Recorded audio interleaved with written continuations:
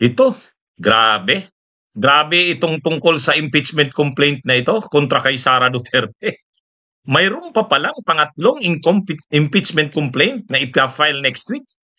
At hindi sinasabi ni House Secretary General Reginald Velasco kung sino ang mga kongresistang magpa-file nito. Pero mukhang nakaka-intriga ito. Ha? Naiintriga ako dito. Sino kayang mga kongresista ito? Ito na kaya yung mga kongresista ng Quadcom? Sila Luestro, sila Acop, sila na kaya? Kasi mga kabunyog, mga kababayan, ang alam natin, ang nag-file yung yung grupo ng Liberal Party, saka yung yung grupo ng Akbayan, Magdalo, yun yung unang impeachment complaint. Yung pangalawang impeachment complaint, yung final ng Makabayan Black. Pero tahimik yung mga Quadcom. Yung mga binantayan ng taong bayan ng mga kongresista, sila Acop, sila Luestro. Tahimik. Kaya nga 'di ba ang komentaryo ko noong nakaraang araw, ano bang nangyayari sa mga kongresista ng Quadcom sa kayong House Committee on Good Government and Public Accountability? Sila Congressman Joel Chua ng Manila, Congressman Valeriano, si Benny Abante, parang tahimik sila. Ngayon, bigla lumabas ang balita ngayong araw, ipapanood ko sa inyo, hindi po ito chismis. Sabi ni House Secretary General Reginald Velasco, kaya nila hindi pa inaaksyonan yung impeachment complaint na dalawa kasi mayroon pang pangatlo. Hinihintay muna nila yung pangatlong impeachment complaint bago nila ipo-forward o itatransmit sa opisina ni Speaker Martin Romualdez. Kumbaga gusto muna nilang kumpleto yung tatlo.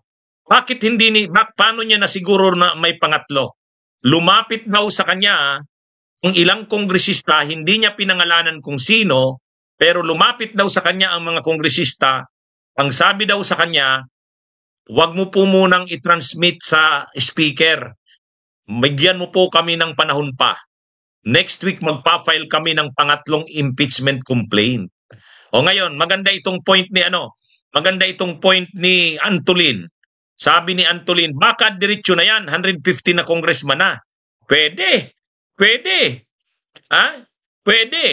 Baka itong impeachment complaint na ito ay pangungunahan na ng majority, ibig sabihin ng Quadcom at saka nung House Committee on Good Government and Public Accountability. Kapag sila na ang nanguna diyan, pipirma na ang karamihan diyan. Kasi yung unang impeachment complaint sa Dilawan yun eh. Yung pangalawang impeachment complaint naman sa Makabayan. Itong pangatlo, kung ang magpa-file nito ay mga kongresista ng Quadcom at ng House Committee on Good Government and Public Accountability, baka lang pumirma na dito ang karamihan. Kapag pumirma dito ang karamihan, halimbawa 105, pumirma dyan sa pangatlong impeachment complaint, iyan na ang magiging impeachment complaint na itataas sa Senado. So abangan natin, parang maraming nangyayaring parang maraming nangyayaring galawan. Pero ang isa pang iniisip ko, paano naman kung mayroong magsasabotahe? Ibig sabihin may magpa-file ng impeachment complaint na pangatlo, baka mga congressman ito nakakampi ni Sara, sisirain yung hindi ko alam. Baka mayroong ganon. Anyway, once na malaman natin kung sino ang magpa-file ng ikatlong impeachment complaint, alam na natin, malalaman natin. Next week, abangan natin. Pero ito muna yung balita, pakinggan nyo. Pakinggan nyo ito. Ng hapon, Rosalie, yan bang ikatlong impeachment complaint ang hinihintay ng House Secretary General para maitransmit sa tanggapan ni Speaker Romualdez? Magandang hapon, June, inihayag ni House Secretary General Reginald Velasco na mayroong ikatlong impeachment complaint laban kay Vice President Sara Duterte na nakatakdang ihain dito sa Kamara sa susunod na linggo. Ang reklamong ito ay sabay na itatransmit sa tanggapan ni House Speaker Martin Romualdez. Inihayag ng House Secretary General na may mga kongresistang kumausap sa kanya upang sabihin kinukonsidera rin ng mga itong maghain o mag-endorso ng impeachment complaint laban kay VP Duterte. Tumanggi na itong idetalye kung sino ang mga kongresistang ito at kung kabilang ba sila sa majority bloc. Dagdag pa nito, kasalukuyan na rin pinag-aaralan ng kanilang legal team ang dalawang impeachment complaints na unang inihain sa Kamara. So our target is, as soon as next week, we will try to, transmit to the office of the speaker.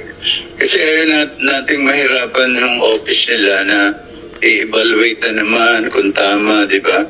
So bago natin i-transmit sa office of the speaker, kailangan kumpleto na yung mga papeles Oras na maihain ang ikatlong impeachment complaint, isasabay na nila itong i-transmit sa tanggapan ni Speaker Romualdez.